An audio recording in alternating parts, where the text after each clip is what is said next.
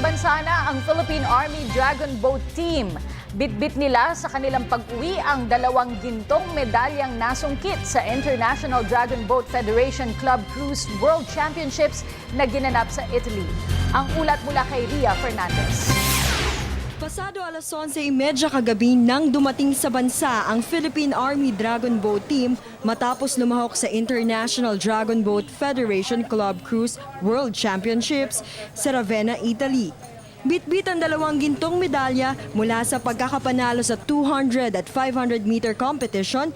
Ibinahagi ni Lieutenant Colonel Harold Cabunok ang lubos na paghanga ng mga dayuhang kalaban nila sa kompetisyon.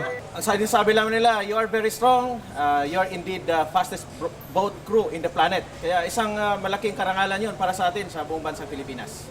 Laking pasasalamat naman ng koponan sa lahat ng tumulong at sumuporta sa kanila, lalong-lalo na sa Armed Forces of the Philippines at Philippine Navy. Ito ang first time ng Philippine Army na makapunta sa Italy at world champion pa sila namin. Then very proud kami dahil na-break ulit namin ang on record namin, 200 at 500.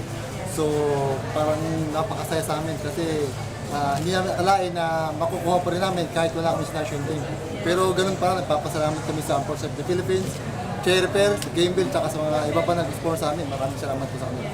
Samantala, sa ngayon pa lang, marami ng imbitasyon sa mga kompetisyon para sa koponan. Tiniyak naman ng ating pambato na mas pag-iigihan pa nila ang kanilang performance sa mga susunod nilang laban. Army!